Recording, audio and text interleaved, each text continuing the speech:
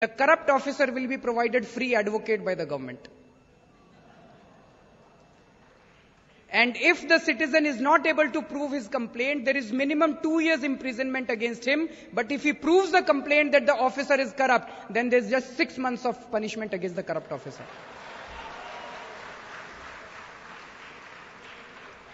So friends, this Lokpal Bill drafted by the government is basically to target the people who are fighting against corruption. It is not meant to target the corrupt and corruption in the government. It is meant to target those people who dare raise their voice against corruption. As soon as you make a complaint to the Lokpal, or as soon as you make a complaint to any anti-corruption agency, immediately you are targeted. You are threatened. You are victimized. In the last 1 year, 13 RTI activists have been murdered all across the country. The people who dared to file an RTI application to get information from the government.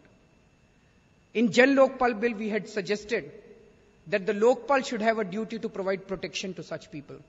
The government has not accepted that proposal. So there is no protection of whistleblowers. When we told all this to the government said there are 1.25 crore government employees all across the country. You would need such a huge force of people to keep a check on their corruption. So when the government came to power, they should have realized that they are actually taking the reins of power of a country which is very huge. If there are 1.25, अगर 1.25 crore employees इस देश में हैं, तो उनको खुला नहीं छोड़ सकते रिश्वतखोरी करने के लिए. You have to provide adequate systems in this country. You have to provide. Corruption is a crime. Under law, corruption is a crime. As heinous as murder, as heinous as rape. It is written in the law.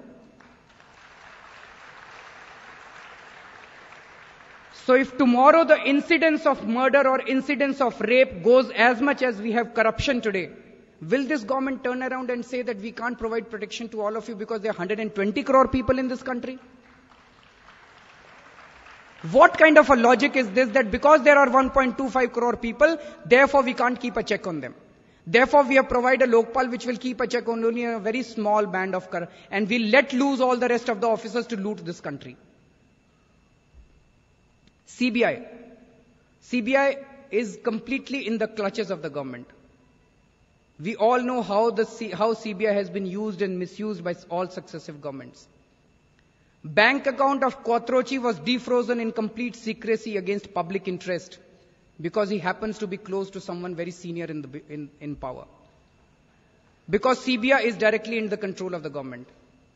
For 1 full year, no action was taken against Raja, because Raja was one of the central government ministers. It is only when Supreme Court, the case was filed in Supreme Court, that the CBI started functioning.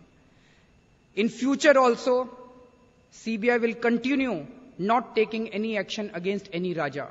CBI will continue not taking any action against any Kanmadi, because CBI will continue to report to the very same people who are accused in all these cases. The selection of Lokpal. The government has suggested a 9-member committee, out of which 5 of them will be their own people. So effectively they will appoint politically loyal and most corrupt people as Lokpals. The removal of Lokpal. We had suggested that any citizen should be able to make a complaint to the Supreme Court seeking removal of the Lokpal if he feels that he has evidence of corruption against a Lokpal member. The government has written in the law that only government can make a complaint to the Supreme Court, not the citizens.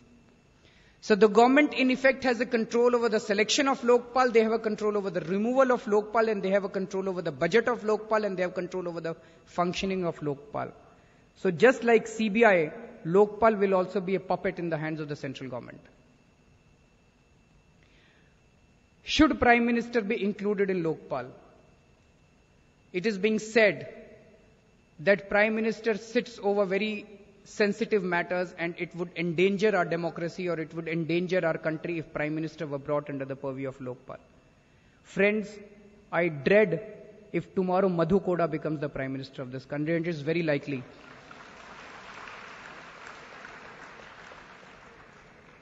In this coalition era, Madhu Koda could very well become the Prime Minister of this country, and the security of this country would be threatened, because he will sell the security of the country Prime Minister is privy to so much of security related information. So in my opinion, Prime Minister is the first person who should be brought under the purview of Lokpal.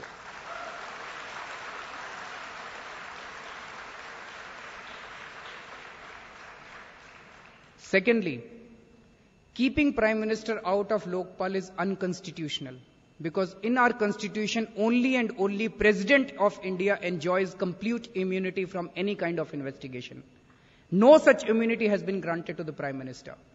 So if Prime Minister is kept out of Lokpal, this law can be easily challenged in the Supreme Court as an unconstitutional law.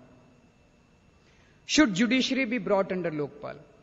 The government says that we are bringing a judicial accountability bill, and you will laugh to read the provisions of the judicial accountability bill. The judicial accountability bill says that if there is an allegation of corruption against a judge, suppose there is an allegation of corruption against a Delhi High Court judge, then 3 judges of Delhi High Court would decide whether to register an FIR against that judge or not. Now the judges with whom you have lunch every day, the judges with whom you sit on the bench every day, those 3 judges committee is supposed to decide whether to file an FIR against their brother judge or not. Is this going to work? This is the kind of judicial accountability bill that they are proposing. We have been demanding that judicial accountability should be to a completely independent agency.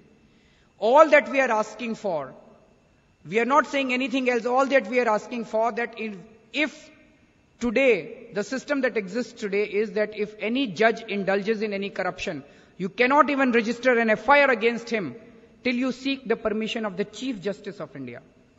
And in the last 20 years, there have been so many allegations of corruption against so many judges in the country, but none of the Chief Justices of India gave any permission against any judge. It is only in the last 2 years that permission were given only in 2 cases, in Nirmala Yadav case and in the PF scam case. No other Chief Justice of India, including very honest Chief Justices of India, have given permission to even register an FIR against their brother judges. There is so much of collusion amongst them. All that we have been saying is, rather than the Chief Justice of India giving permission, the permission to register an FIR should be given by a 7-member bench of Lokpal in an open hearing.